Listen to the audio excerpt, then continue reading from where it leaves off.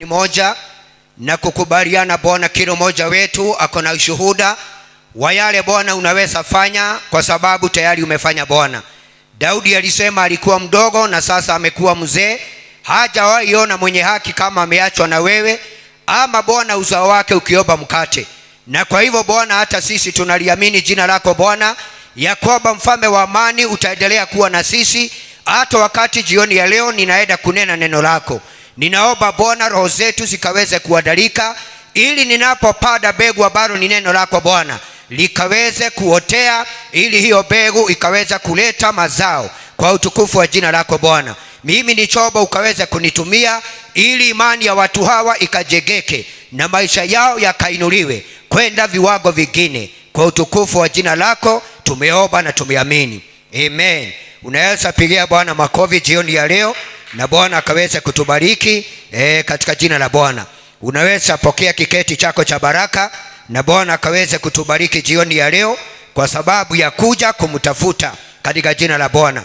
Bible inasema katika Yeremia mlango ule wa 29 na mstari wa 12 ya kwamba mtanitafuta na mtaweza kunipata, lakini wakati mtanitafuta na mioyo yenu yote ndio mtaweza kunipata. Bwana asifiwe. Kwa hivyo ni vizuri kutafuta Bwana, sio kumtafuta tu kwa kuangalia, tunamtafuta kutoka kwa moyo wetu ndani, na tukifanya hivyo anapatikana katika jina la Bwana. Nataka kuongea kuhusu the sacred power of praise, ama siri ambayo inaandamana na sifa katika jina la Bwana. Huo ndio ujumbe wangu. Nilikuwa nikaweze kunena maneno haya on Sunday, lakini the Spirit of God diverted me, nikaweza kunena mambo mengine, na kwa hivyo siku ni hii na tutaweza kubarikiwa. Siri ambayo inaandamana na sifa. Bwana asifiwe. Praise God. Kwa hivyo tutasoma katika Zaburi ya 22 na mstari wake wa 3. Hapo ndio our main text itatoka, katika Zaburi 22 na ule mstari wake wa 3, na tutaweza kubarikiwa katika jina la Bwana. Praise is outward expression of gratitude, ya kwamba sifa ni kule kudhihirisha kwa mtu wa ndani, kwa mtu ambaye anashukuru. It adoration for who God is and what he has done. Bwana asifiwe. Kwa hivyo ni vizuri ukaweza kuelewa ya kwamba praise inaonyeshanaga huku nje, na nitaweza kusema hivi, wakati tunasema kuhusu pray, kuna zile method ama njia ambazo tunastahili wakati tunasifu Bwana tukaweze kuzitumia. Method moja ama njia ya kwanza ni wa kushout. Bwana asifiwe sana. Kwa hivyo tunastahili wakati tunasifu Bwana tunashout. Ndio Bible inasema katika Zaburi ya 100 ya kwamba tuingie katika marago ya Bwana na sifa, tuingie marago ya Mungu na shukurani. Kwa hivyo mtu ambaye anamsifu Bwana lazima aonyeshe kwa dalili, lazima mikono yake, lazima kinywa chake kikaweza kudhihirisha kabisa ya kwamba moyo wake unamtukuza Bwana. Na kwa hivyo nangojea tuwekewe ndio naenda nikitafuta. Bwana asifiwe.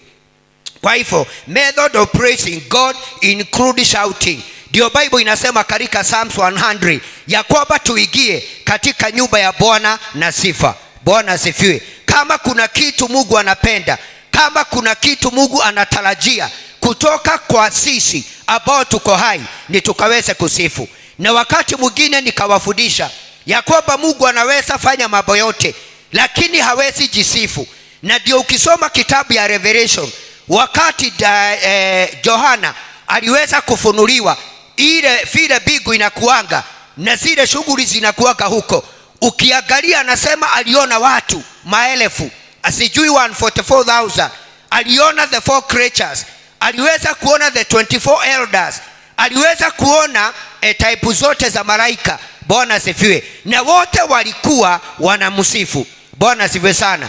Ni kumaanisha ya kwamba mambo yote itaweza kuisha, lakini kusifu Bwana, hata tukiondoka katika dunia hii tutaendelea kusifu Bwana katika jina la Bwana. Praise God. Na kwa hivyo kuna zile method ambazo ama njia tunastahili kusifu Mungu nayo, na ya kwanza ni kusau.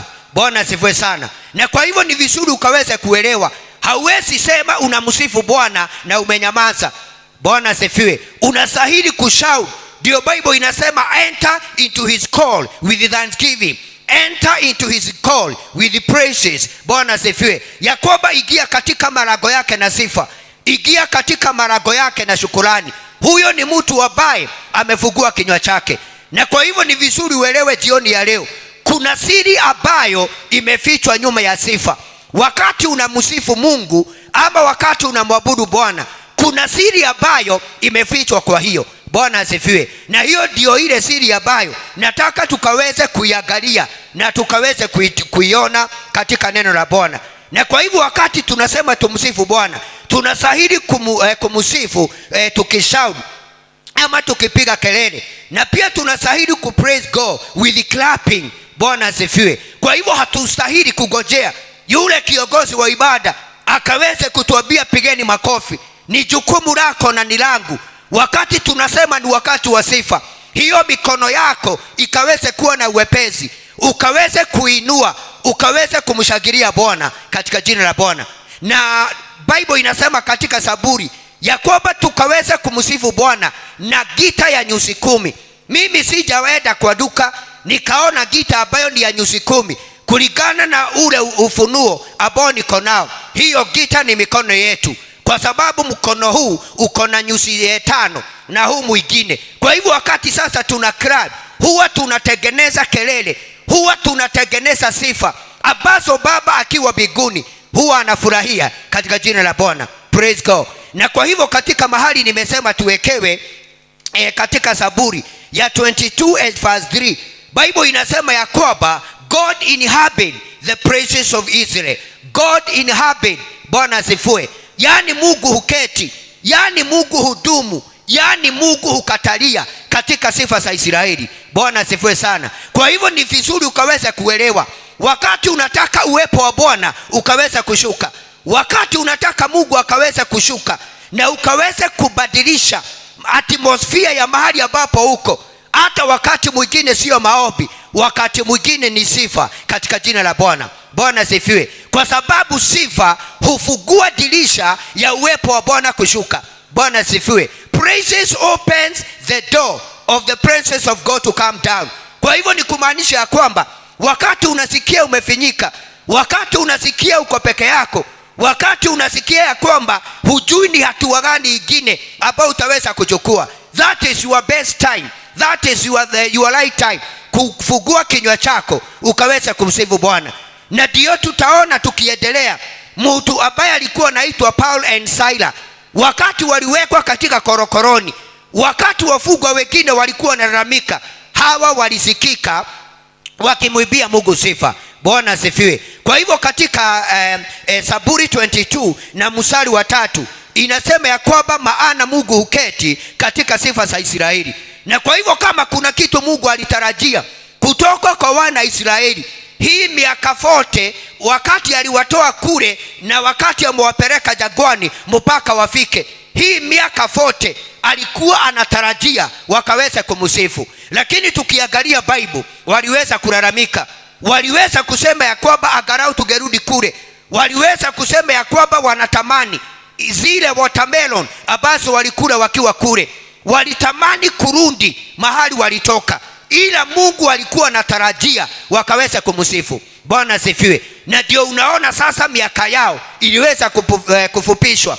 Katika kitabu cha Numbers chapter number 14, Mungu alishuka wa mtumishi wake Musa akamwambia wale wote ambao wako na miaka 20 kwenda juu hawataingia Canaan. He disinherited them. Alisema hawataingia. Manake wakati alisikiza na sikio lake akiwa mbinguni, alisikia wakilalamika, alisikia wakilalamikia Musa. Bwana asifiwe. Alisikia wakilalamika ya kwamba wanataka nyama, ya kwamba wamekula mana sana, ila walikuwa kwanza wanastahili kushukuru Mungu kwa sababu ya hii maana hata kama wamekula siku mingi haikuwa inakosa. Bwana asifiwe. Hata kuna wakati waliomba nyama, na kwa sababu Mungu hakuwa amefurahi, maana hawakumsifu, Bible inasema walikula na wakanyogwa na wakaweza kuaguka watu kama 3,000. Ndio Bible inasema, maana hawakusifu Bwana. Bwana asifiwe. Na kwa hivyo ni vizuri sana uangalie maisha yako. Ni vizuri ufunge milango yote ya kulalamika, uanze kuona wema wa Bwana, uanze kuhesabu baraka moja na hata na ingine. Na ndio Daudi katika Zaburi ya 103 anasema my soul, nafsi yangu itamsifu Bwana, na chochote ambacho kiko ndani yangu kitalihimidi jina la Bwana. Anasema sitasahau na faida zake zote. Bwana asifiwe. Kwa hivyo Daudi anasema hawezi sahau faida za Bwana. Kwa nini mwanadamu ama Mkristo anakosaga kusifu Bwana? Ni kwa sababu ya kusahau faida zake. Bwana asifiwe. Kwa hivyo kuna siri ambayo shetani hatakagi tujue, na ndio huwa anakuonyesha yale mambo ambayo Mungu hajatenda. Anakuonyeshaga udhaifu, badala ya uone ule mlango ambao umefunguliwa, wewe unaonaga ule ambao umefungwa. Badala ya kuona wema, unaonaga opposite. Bwana asifiwe. Naomba kanisa, Bwana atusaidie. There is a sacred power of prayer. Yani kuna nguvu ambayo imefichwa kwa sifa, na hii ndio nataka Mungu atusaidie tukaweza kuielewa. Kwa hivyo tukasema ya kwamba God inhabit the praises of his people. Kwa hivyo ni kumaanisha ya kwamba wakati tunamsifu Bwana, tunafunguaga dirisha ya uwepo wa Bwana kushuka. Na kwa hivyo ile njia rahisi ya uwepo wa Bwana kushuka, hata sio kuomba. Bwana asifiwe, ni kusifu Bwana katika jina la Bwana. Praise God. The easiest way ya kuleta presence ya Bwana, si unasikia yeye huketi. Kwa hivyo wakati unamsifu Bwana, unamwandalia Mungu kiti, unamwekea Mungu mtu kiti. Na ninataka mniangalie, mgeni akitembea kwako, kama umempokea, kile ambacho mtu huwa anafanya ni kumkaribisha kwa kiti. Bwana asifiwe. Ukitembea mahali uone haukaribishwi na huambiwi karibu kiti, ni kumaanisha kwamba hayo mapokezi sio kamili. Bwana asifiwe sana. Nisalimieni katika jina la Bwana. Na ndio Bible inasema Mungu huketi katika sifa za watu wake. Unaweza omba akae sana bila kukuja.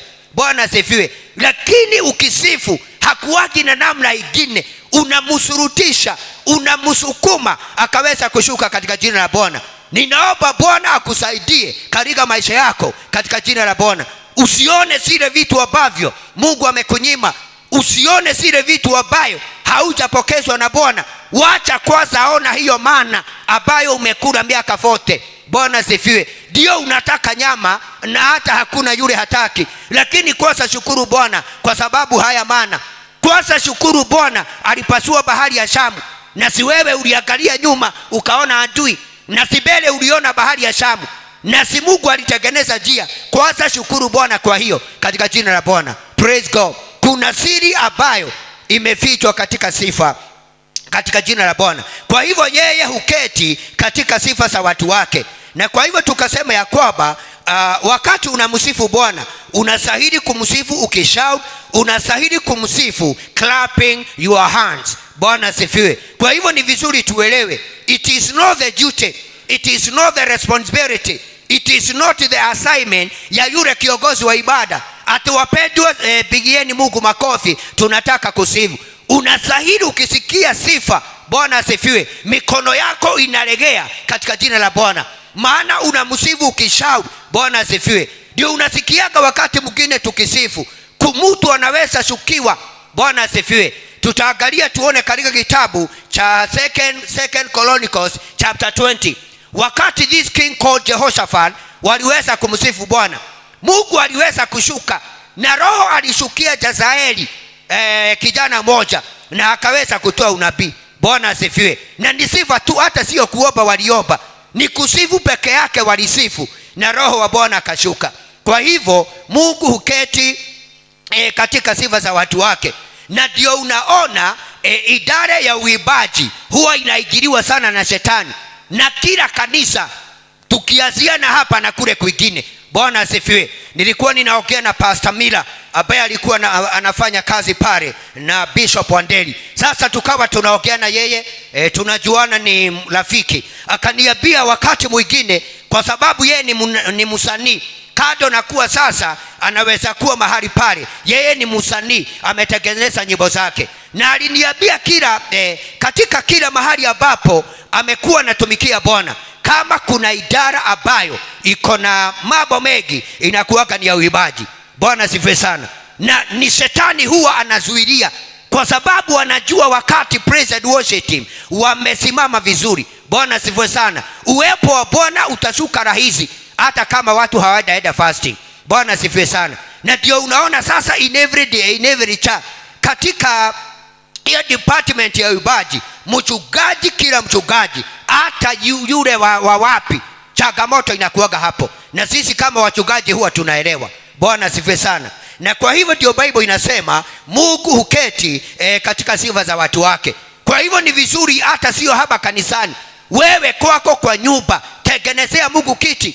Kwa sababu ukitaka mgeni aje kwako, ukimkaribisha unamwambiaga keti hapa.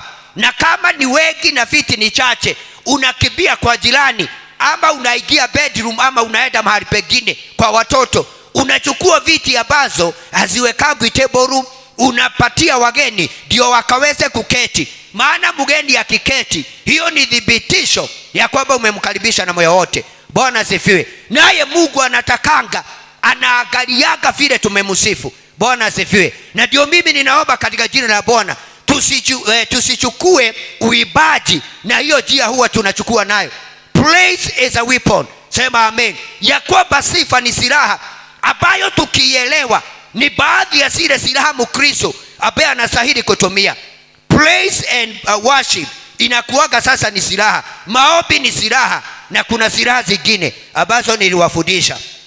Kwa hivyo God inhabit, God enthrone the praises of his people. Mungu huketi, Mungu hukatalia. Bwana asifiwe, katika sifa za watu wake. Na kwa hivyo ninaomba Bwana tusaidie katika jina la Bwana. Kwa hivyo huwa tunamsifu Bwana, ama tunamsifu Bwana na kumuinua, tukishangilia na hata kupiga makofi, even lifting our hands. Bwana asifiwe. Kwa hivyo usigoje wakati tunasifu Bwana, unaambiwa inueni mikono, shangilieni Bwana. Mikono yako ikisikia biti ya praise, Bwana asifiwe, inastahili sasa kuwa juu. Bwana asifiwe. Kwa sababu sasa ni ule wakati wa kutengenezea Mungu kiti yake, akaweza kuketi katika jina la Bwana. Praise God. Praise God. Amen. Na kwa hivyo pia huwa tunamsifu Bwana clapping our hand and even lifting our hand, hata tukiinua mikono yetu, even dancing. Bwana asifiwe. Usiambiwe ya kwamba dancing in the church ya kwamba ni dhambi, lakini kuna mipaka. Maana kuna vile unaweza dance tuonekane kama ni watu wa dunia, na mambo yote Bible inasema ikaweza kufanya kwa kiasi. Bwana asifiwe. Kwa hivyo hatuta dance kama kama ni watu wa dunia, lakini dancing ndio unaona mtu kama Daudi, bibi yake aliweza kuona wakati alisikia sanduku la Mungu limerudishwa, aliweza kukatika akaiba mpaka nguo zikatoka. Akamuuliza, sasa ni aibu gani mbele ya watoto? Bwana asifiwe. Maana hakuna kitu ambacho aliweza kubakisha. Aliweza kumsifu Bwana kwa mawazo yake. Na hebu niwaambie kanisa, wipo hata wakati tunasifu Mungu hapa, hata wale ambao mko katika idara ya uimbaji, hapana patia sisi nyimbo mingi. Hata wimbo moja tunaweza iba 30 minutes. Bwana asifiwe. Tuibe unaona mtu anaaguka. Tuibe unasikia huyu amejazwa na Holy Spirit. Bwana asifiwe. Manake wimbo ukianza inaanzaga hapa, wakati unaendelea kuiba inaenda kwa roho, alafu inateremka kwa tumbo. Bwana asifiwe sana. Alafu sasa tukianza kuiba namna hiyo, inasababisha uwepo wa Bwana ushuke katika jina la Bwana. Praise God. Amen. Na ni vizuri mkaweze kuelewa, wakati tunasema Bwana majeshi ameshinda vita, wakati tunaimba wimbo kama huo, ni kumaanisha wale watu ambao wanapitia battles katika maisha yao, hata bila kuwekelewa mkono na pastor, wanastahili hizo vita zikome katika jina la Bwana. Praise God. Kwa sababu sifa zinaletaga uwepo wa Bwana. Na ndio unaonaga tukihubiri, kama nimehubiri mambo ya Holy Spirit, nikisema watu wajazwe, lazima watajazwa. Sema amen. Maana Mungu atalifuata hilo neno katika jina la Bwana. Kwa hivyo tunasifu Bwana, shouting, clapping our hands, lifting our hand, and even dancing. Bwana asifiwe sana. And even playing instrument, hata kucheza vyombo katika jina la Bwana. Na ndiposa ninaamini Bwana hivi karibuni Kama tumepata hii ya 25 na hiyo ya 25, Bwana asifiwe. Hata drums data nimeuliza ni 80,000 kwa sababu kuna kile ile nataka na bass speaker ya phone na zitaletwa katika jina la Bwana. Bwana asifiwe sana. Kwa sababu we praise God with instrument. Bwana asifiwe. Kuna wakati sasa tunastahili kunyamaza, hiyo drum set ichezwe na hiyo keyboard. Bwana asifiwe. Alafu utasikia tu atmosphere imeweza kubadilika katika jina la Bwana. Na kwa hivyo ni vizuri mjue hata kama kuna mahali tunastahili kuwekeza kama kanisa ni upande wa PA system katika jina la Bwana. Praise God. Na kwa hivyo we clap God, we praise God even playing instrument. Na kwa hivyo vyombo ni vya dhamana katika jina la Bwana. Praise God. Tutaendelea kununua kama vile Bwana atatusaidia in the name of the Lord. Praise is a biblical command involving singing, shouting, lifting hands and even dancing. Praise destroys barriers. Bwana asifiwe. Katika kitabu cha Joshua chapter 1 nitanukuru mpaka mlango wa 20. Joshua chapter 6. Utaona wakati Joshua walienda kugonga Jericho, kuna jambo ambalo Mungu aliweza kumwambia mtumishi wake. Alimwambia mtasuguka Jericho siku ya kwanza na msioge, alafu mrudi kwa hema muende mulale, alafu the following day mtaamuka alfajiri na mapema muende musuguke Jericho na musioge, alafu siku ya saba mtaweza kusuguka the walls of Jericho mara 7, alafu mara ya 7 you will shout. Sema amen. Mtaweza kushout. Praise God. Na wakati walishout, sasa hakuna nyundo ambayo ilitumika. Kuta zenyewe ziliweza kubabuka, ziliweza kuyeyuka kuta zenyewe. Bwana asifiwe. Kwa sababu wakati walishout, maana ukisoma I wish kama tuge kuwa nayo pale, utaona kuna wale sasa walikuwa na pembe. Bwana asifiwe. Na ujue pembe ndio ipatikane, lazima kuwe kuna ng'ombe imeichinjwa ndio hiyo pembe ikabarikana. Kwa hivyo wale makuhani na wale waibaji mara ya 7 siku ya 7 walishout, wakapiga kelele na kuta zote zikaweza kuyeyuka. Yale marago ya the doors and the gate of bar ziliweza kufunguka kama sijaguswa na mtu. Bwana asifiwe. Na kwa hivyo wakati ilifanyika namna hiyo, hao waliingia na wakaweza kuchukua nyara kama vile Bwana aliweza kuwasaidia. Na kwa hivyo praises removes barriers in your life in Jesus name. Sema amen. Na kwa hivyo ni vizuri Mungu akusaidie. Wakati mwingine usitumie silaha moja kupigana. Unajua ile silaha tunajua ni kutoa dhabihu. Mimi huwa wakati mwingine watu wanakuja hapa na muangalia. Amen. Na mwambia sasa acha kuongea vile umeshindwa. Acha kuangalia hivyo watu wanakuambia. Badilisha vile unaongea. Bwana asifiwe. Na uanze kuona yale mambo ambayo Mungu amekutendea na wakati mwingine inafanya katika jina la Bwana. Kwa hivyo praise removes barriers. Wakati tunasifu Bwana, Bwana asifiwe. Na ndio Bible inasema katika kitabu cha Wahibrania mstari wa 10 na mstari wa 25, don't forsake the coming of the gathering of coming together, kama vile ilivyo tabia watu wengine. Maana wakati tumekuja pamoja with that corporate praise, uwepo wa Bwana utaweza kushuka katika jina la Bwana. Praise God. Na hakuna kitu kizuri hata wewe wakati umechija. Ndio unaonaga mtu akiwa na party. Mtu akiwa na party hata uchije ukule mkiwa wawili, hiyo chakula haikuwage na utamu. Lakini eda hata mupike ugali ile ya kusiaga, hata kama haijaiva vizuri, utasikia vile watu watasema iko sawa. Manako wako wengi, wana interact, wanaongea. Bwana asifiwe. Na hiyo that fellowship inafanya sasa kuwe na atmosphere nyingine. Ninaomba Bwana tusaidie in the mighty name of the Lord. Ndio Bible inasema enter into his gate with praises. Uingie malango yake na sifa. Bwana asifiwe sana. Kwa hivyo ni vizuri sasa ujiangalie. Ndio Bible inasema katika kitabu cha Ecclesiastes ya kwamba angalia sana hatua zako wakati unaingia katika nyumba ya Bwana. Mimi nikiingia kama leo nilimkuta Anyona hapa, nasimamaga hapa na inua mkono na angalia madhabahu. Naambia Mungu asante. Hii ndio maombi Grace wanaomba. Mungu asante, umeniongezea siku nyingine nikaweza kukutukuza. Ninaomba Bwana baraka ambazo uliniahidia kabla ya kuweka misingi ya dunia ukaweza kujiachilia. Kumbuka watoto wangu wote wa kimwili na wa kiroho, Bwana ukawapiganie. Alafu sasa nasema amen katika jina la Bwana. Praise God. Nisalimie hivi katika jina la Bwana. Na kwa hivyo ni vibaya sana hata ukiingia hapa ukilalamika. Na ndio unaona hata Mungu hatendi kwa kanisa. Maana watu wanakuja na mioyo mizito. Bwana asifiwe. Na ndio unaambiwa uangalie sana vile unaingia. Na unaambiwa unastahili kuingia namna gani. Unaingia na sifa. Sema amen. Unaingia na shukurani katika jina la Bwana. Unasahau na yale yote machungu ambayo umeweza kupitia katika jina la Bwana. Enter into his court with praise. Ingieni katika nyua zake na sifa katika jina la Bwana. Kwa hivyo praises removes the barriers. Ndio unaona in the time of Joshua when they were conquering the city of Jericho, hawakupigana, ni kuiba waliiba. Hata sio kuiba, ni kushautu walishout, na zile kuta zikaweza kuanguka katika jina la Bwana. Na kwa hivyo ni vizuri muelewe, hata waibaji ambao mko hapa na wale wengine ambao watasikia sauti hii, ni vizuri hata mnachagua nyimbo. Bwana asifiwe. Kila wimbo uko na ujumbe katika jina la Bwana. No wonder ndio unaonanga sasa, kama sasa hii wiki na last week kuna hii wimbo sasa nimekuwa ninasikia inaiba bio bio bio. Sasa sijapatiwa ingine, lakini by Sunday ninaamini itakuwa ingine. Hata nikiingia kwa gari, hiyo ndio nasikia. Bwana asifiwe. Nasikia inatembea kwa mishipa na kwa nyama zangu. Praise God.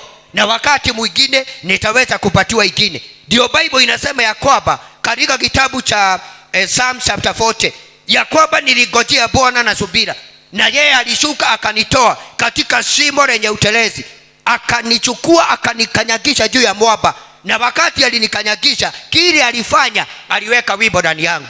Bwana asifiwe sana.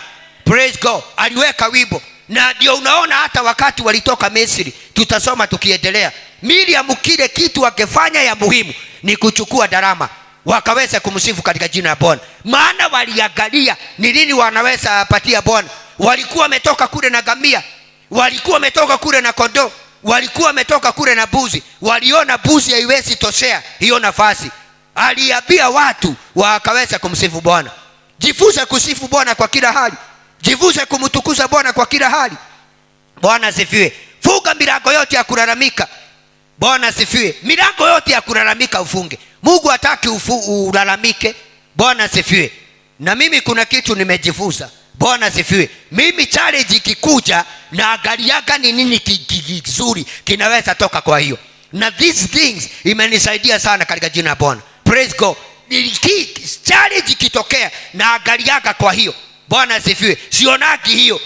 Ni kama vile sasa nani aliuliza, je, kuna kitu kizuri kinaweza toka wapi? Ni Nazareth. Maana ulikuwa ni mji ambao sio nini. Sasa Nathan anasikia sijui nani ametoka wapi. Anauliza huo mji kulingana na historia yake, weke dokiga kejuma kuu. Bwana asifiwe. Kwa hivyo jifunze kumshukuru, kumsifu Bwana kwa kila hali katika jina la Bwana. Praise destroys barriers. Joshua 6:1-20. Praise releases God's presence. Ya kwamba sifa huwa zinaleta uwepo wa Bwana chini. Na ndio unaona sasa waibaji tunasemaga wafae nguo, amen, ambayo ni ya uniform. Wasifae maguo ambayo inawabana ili tusipotee wakati mwingine tukiwaangalia. Bwana asifiwe. Unajua ukiwa hapa huwa unaangaliwa. Bwana asifiwe. Ndio sasa tunasemaga wakaweza kufaa uniform. Amen. Na hata kama wale ambao hawana kipaza sauti asionyeshane, na pia wanakuwa rightfully in the mighty name of the Lord. Nisalimieni katika jina la Bwana. Praise God. Kwa hivyo sasa ni vizuri tukaweza kuelewa sifa zinafanyaga uwepo wa Bwana ukaweza kushuka. Praise strengthens the soul. Bwana asifiwe. Ya kwamba sifa huwa zinatia mtu wa ndani nguvu. Bwana asifiwe. Na hebu nikuambie, if you don't praise God in that circumstance, if you don't praise God in what you are going through, amen, kile kitafanyika. You will open a window of complaining. And when you open a window of complaining, neema ya Bwana itaweza kuondoka. Maana Mungu hakaagi mahali ambapo watu hawatabui yeye ni Mungu. Bwana asifiwe. Na kutabua Mungu ni Mungu ni kumaanisha ya kwamba wewe ndiwe ulisababisha, ulitengeneza njia katika bahari ya Shamu. Na kwa hivyo sasa tumefika Jordani. Na Jordani ndio hii. Na tena Bible inasema ilikuwa imefurika. maana pande ya juu kulikuwa kumenyesha, na ndio sasa wamefika hapa ndio avuke na hakuna njia. Amen. Na hivyo ndivyo inafanyika. Na kwa hivyo sasa kile kilikuwa kinahitajika ni wakumbuke yule Mungu ambaye aliweza kunenea, aliweza kutengeneza njia kwa Red Sea.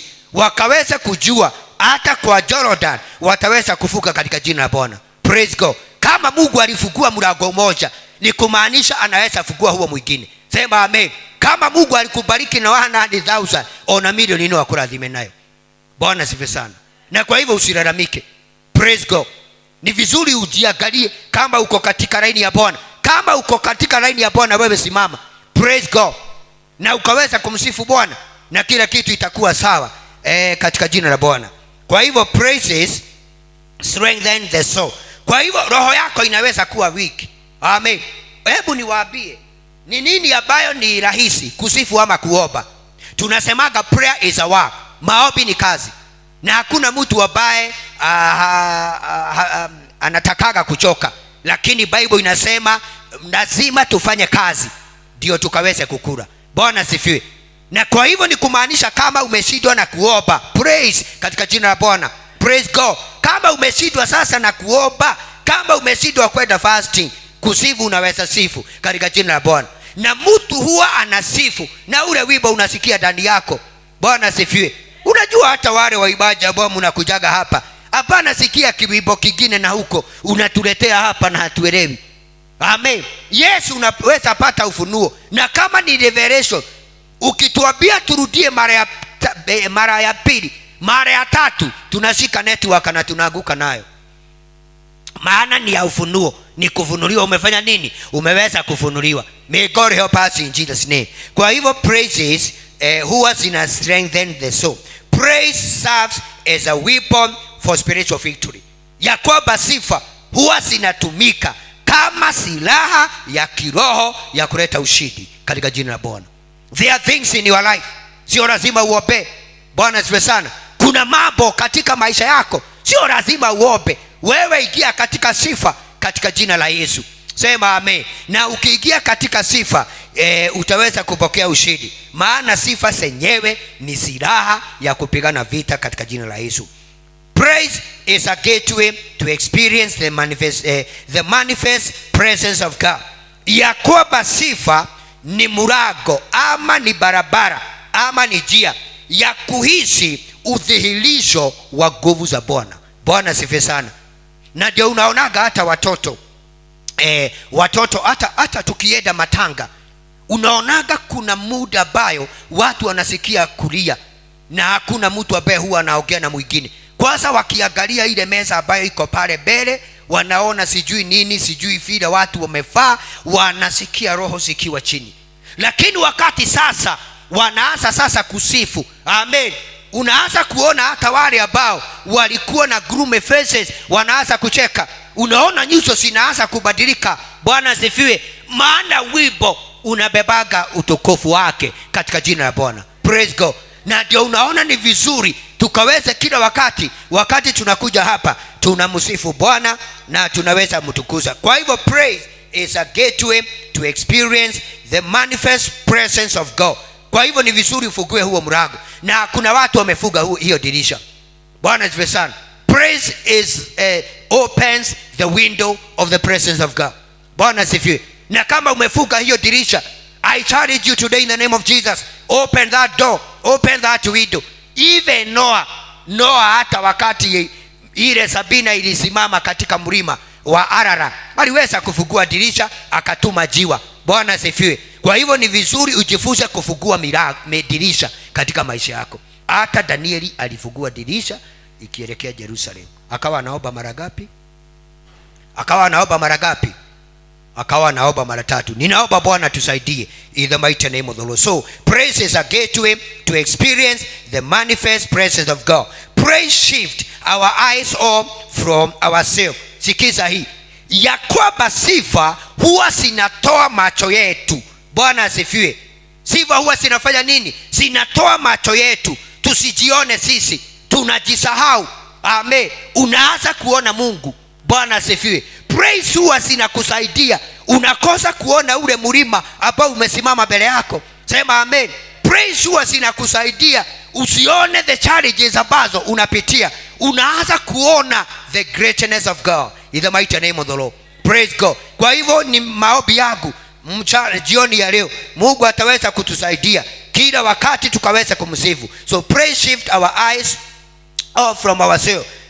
It is shift our eyes from problems, limitation, and lift them to God's greatness. Kwa hivyo ni sifa peke yake huwa sinasababisha macho yetu iache kuona Goliath, iache kuona Mungu katika jina la Bwana. Praise God. Because if you don't praise God, kile utaweza kuona ni Goliath. If you don't praise God, utaweza kuona the Red Sea. If you don't praise God, utaweza kuona ya kwamba kwa sababu umenyimwa passport ya kwamba wewe hautaenda ng'ambo. Unaona sasa ni mwisho wa dunia, ila bila kujua tomorrow is another day. May God help us in Jesus name. Praise God. So we're gonna read the book of 2 Chronicles 20 na mstari ule wa 17. Ninaomba nisomewe katika jina la Yesu. Mambo ya Nyakati wa pili 20 tusomewe 17. Naona nini yetu imeleta tatizo kidogo, lakini tutaendelea. Nisomee. Nani amepata Kizugu Kiswahili? It is okay. 2 Chronicles 20:17.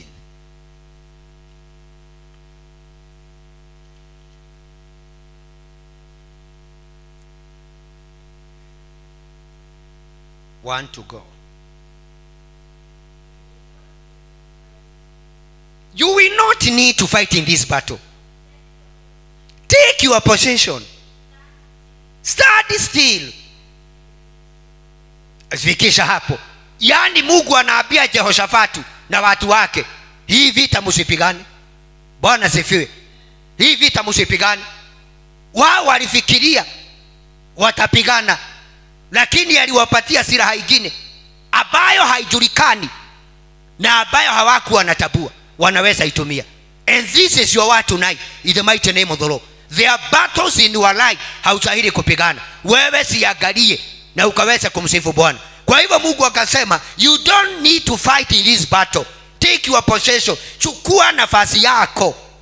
Na nafasi yako ni gani? Ni ya kusifu Mungu katika jina la Bwana. Bwana asifiwe. Kwa abia mwenzako rudi kwa nafasi yako katika jina la Bwana. Nafasi yako ni ya kurudi wapi? Nafasi yako ni kusifu Bwana. Kwa hivyo lazima urudi. Na ndio Mungu alimwambia mtu ambaye anaitwa Habakuku. Habakuku akasema nitasimama katika mnara wangu, na watu wengi wametoka katika minara yao ya kusifu Bwana. May God help us in Jesus name. Kwa hivyo akasema take your possession and you don't need to fight in this battle. Go on. Endelea.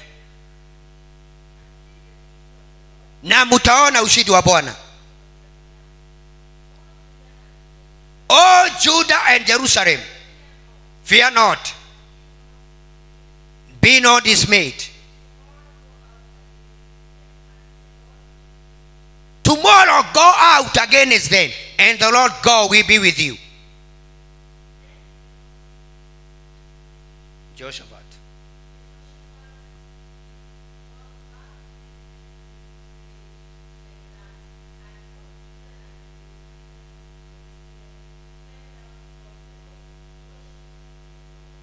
Walianguka mbele ya Bwana wakamsifu. Pigia Bwana makofi katika jina la Yesu. All people of Judah and Jerusalem, wakati walikusanyika kwa madhabahu na Mungu amesema wasipigane, kile walifanya ni kuinama na kusujudu. Bwana asifiwe. Walisema Mungu tunatabua ya kwamba wewe upo. Wewe Mungu tunatabua unaweza tengeneza njia mahali ambapo hakuna njia. Wewe Mungu tunatabua una uwezo wa kufanya exceedingly abundantly above what we pray, above what we ask, above what we imagine, and above what we ask, in the mighty name of the Lord. Kwa hivyo walinama mbele za Bwana wakaweza kusujudu. Go on. And the Kohathite and Korahite stood up to praise the Lord. Sikiza, Kohathite na Korahite hao walikuwa na watahesabu vizuri. Bwana asifiwe. Walisimama wakamsifu Mungu na sauti zao zote. Pigia Bwana makofi katika jina la Bwana. Yaani ile sauti ambayo mtu angetoa yote, waliweza kumsifu Mungu na hizo sauti wakiwa katika madhabahu. Na wakati wanamsifu, ujue kuna watu pande ile wanakaribia, wakaweza kuwatadika. May God help us in Jesus name. Lakini waliweza kusimama mbele za Bwana. May God help us tonight in the mighty name of the Lord. Kwa hivyo wakasimama hawa Kohathite na Korah, wakamsifu Bwana na sauti zao zote. Halafu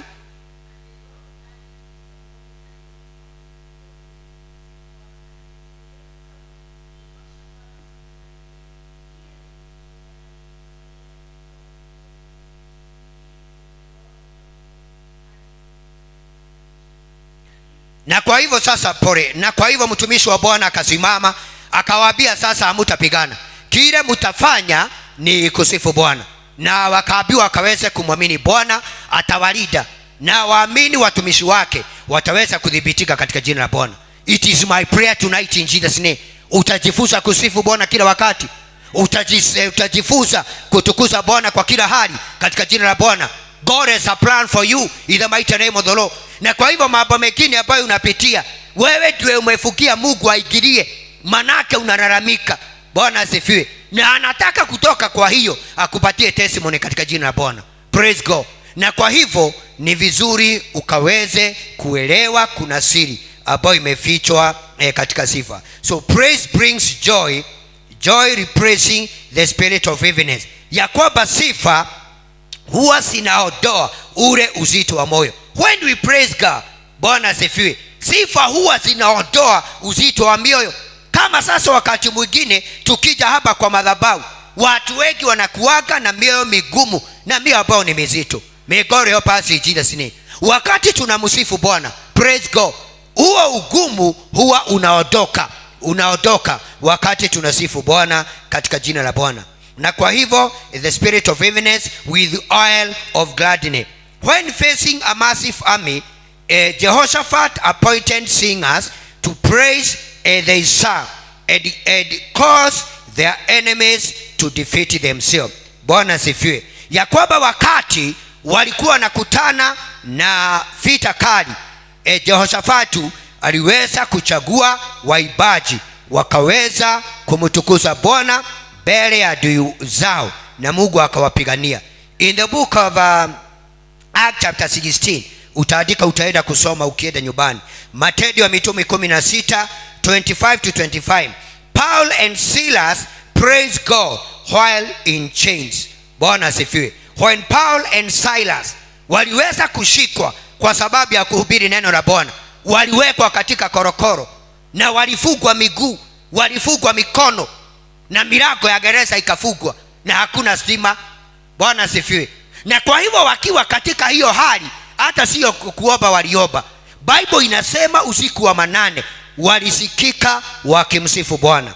Bwana asifiwe. So Paul and Silas praised God while in chains, causing an earthquake that released them and other prisoners. Wakati walisifu Mungu, when they were in that prison, Paul and Silas, Bible inasema kulitokea tetemeko, na hiyo tetemeko likasababisha milango ya jela ikaweza kufunguka katika jina la Bwana. Praise God. Kwa hivyo ni kumaanisha when we praise God, there are doors God will open for us. Sema amen.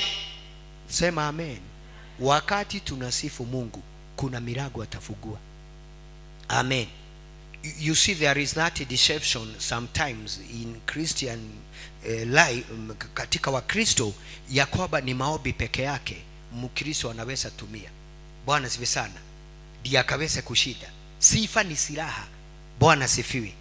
Na ilitumika na wale ambao wametutagulia kama Jehoshafatu, na Bible inasema walishinda. Na kwa hivyo wakati walisifu, Bible inasema kukatokea tetemeko na milango ya gereza ikafunguka. Even when their midnight songs of praise resulted in earthquake that broke their chains and opened prison doors. Hata kama walikuwa wamefungwa mikono na miguu, sema amen, wakati walisifu Bwana, sema amen, milango ya gereza ilifunguka na uwepo wa Bwana ukashuka na wakaweza kufunguliwa katika jina la Bwana. Praise God. I don't know vile umefugwa.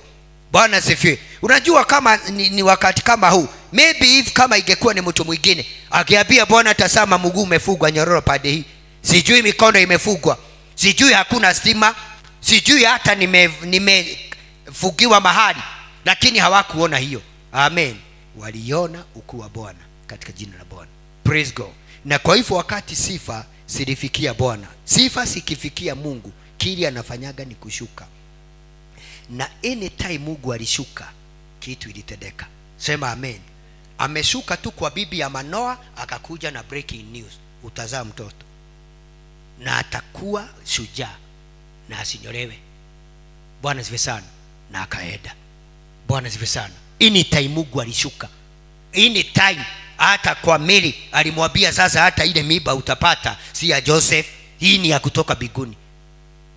Na akasema ameamini. Kila wakati Mungu ameshuka huwa anatenda jambo. Na ndio Bible inasema yeye huketi katika sifa za watu wake. Na kwa hivyo ni vizuri tumuelewe. Tuelewe vile tunaweza afuta uwepo wa Bwana. Tuelewe vile neema ya Bwana itaweza kutufikia. Ni wakati tutafunga midomo yetu kwa malalamiko. Amen. Na tukaweze kuona Bwana kwa kila hali katika jina la Bwana. Maana katika kitabu cha Roman chapter 8 and verse 28, I read my Bible. Amen. For all things work for good to those people who love God and to all those people who are called by the purpose of God. Maana mambo yote inateleka kwa wema kwa wale ambao wanampenda Bwana na kwa wale ambao wamewaita. Bwana asifiwe. Kwa hivyo ni vizuri uanze kuona mambo na vile Mungu anaiona. Usione kushindwa. Sema amen. Usione minyororo. Wewe ona ukuu wa Bwana.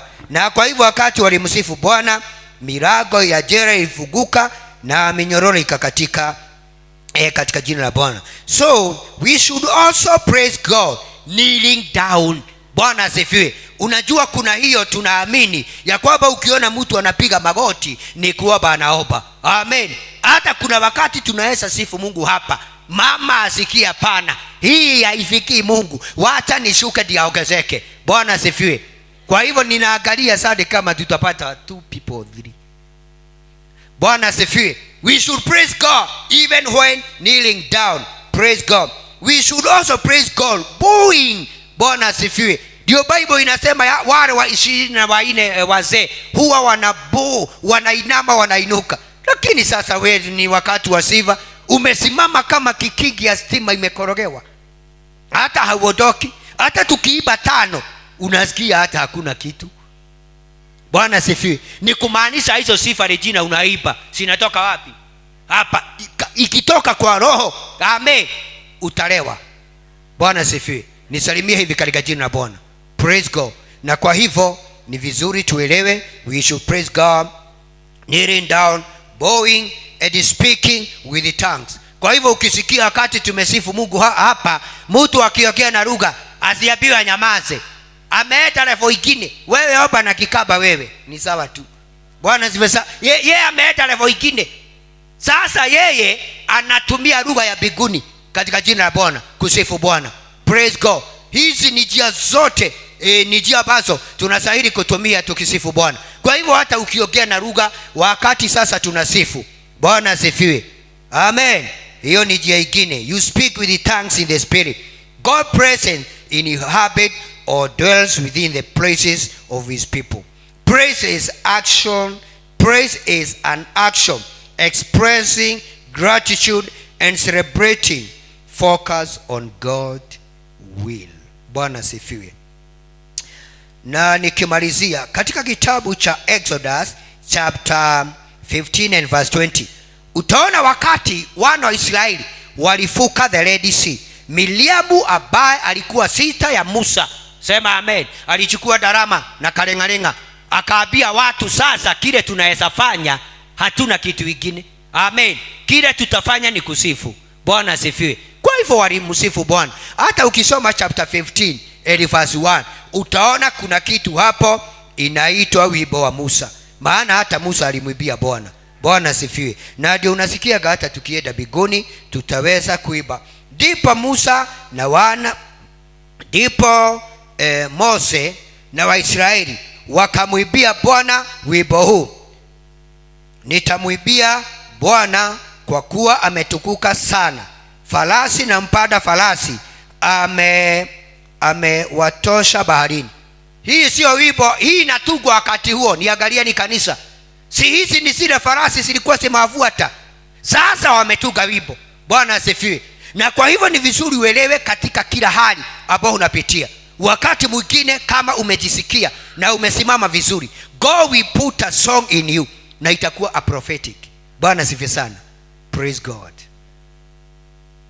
Ndio unaona kuna nyimbo za wakati tunakula meza ya Bwana, kuna nyimbo tukienda kwa matanga, kuna nyimbo tukienda kubadilisha watu. Bwana asifiwe. Kuna nyimbo wakati wa revival. Amen. Kuna nyimbo wakati tumeenda nje kuhubiri. Bwana asifiwe. Kuna nyimbo unaweza enda kuiba kule nje, watu wanashindwa sasa ni nini unafanya. Bwana asifiwe. Lakini ukituongoza alibeba msalaba, watu watataka kujua alimfikisha wapi huo msalaba. Maana ni nje, huo wimbo ni wa huko. Maana kule tunahubiri injili ya nini? Ya msalaba. Lakini sasa kule nikiambia watu wanene kwa lugha dakika 10, watu wataona waguruki ambao wanatumia microphone kwa sababu hawaelewi hiyo. May God help us in Jesus name.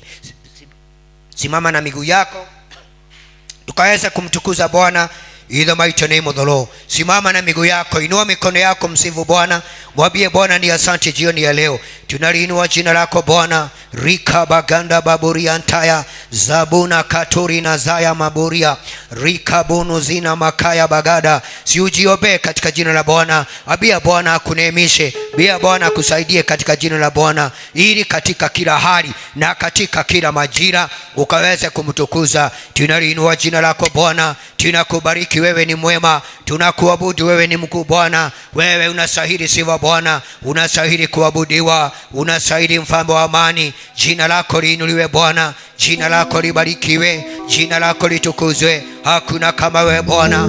Rika yanda bidazina yukarabaganda babuna jigari magagi bazanda shandara gande babuna zina imbarabalaba raba katurina zayadaba. Bwana tunaliinua jina lako, tunakurukuza mfalme wa amani. Tusaidie Baba wa mbinguni in the mighty name of the Lord, kukusifu kila wakati Bwana. Maana wewe huketi Bwana, wewe hudumu Bwana katika sifa za watu wako. Tunaliinua jina lako Bwana, tunalibariki jina lako in the name of the Lord.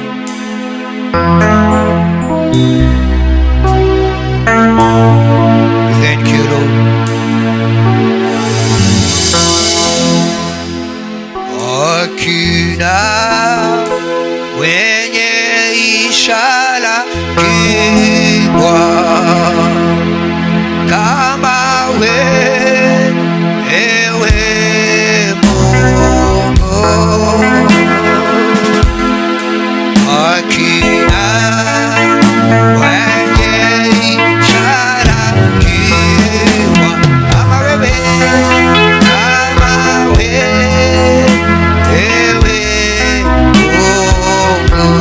sifa majeshi, sifa majeshi, Bwana sifa,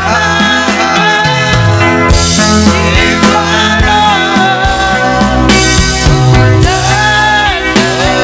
utakatifu nazo nguvu za giza zimeshindwa.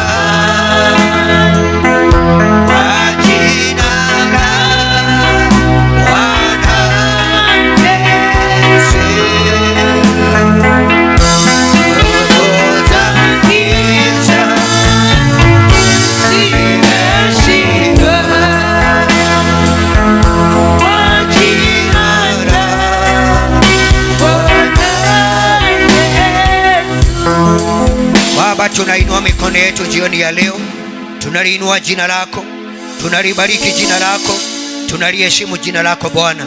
Asante kwa sababu ya wema wako, asante kwa sababu ya rehema zako. Sisi ni vyombo katika mikono yako, sisi ni silaha zako Bwana za kukusifu na kukuabudu hapa duniani. Baba wa mbinguni, ulisema kama hatutakusifu mawe utaiamuru kusifu. Tumesema hatutakubali muradi tunapumua, muradi tuko hai Bwana, muradi tuko na afya Bwana, tutaiba sifa zako Bwana, tutakutukuza na kukuabudu muradi tuko katika in the land of the living. The mighty name of the Lord. Tunaliinua jina lako Bwana, tusaidie kukusifu katika kila hali na katika majira yote, maana wewe ni Mungu.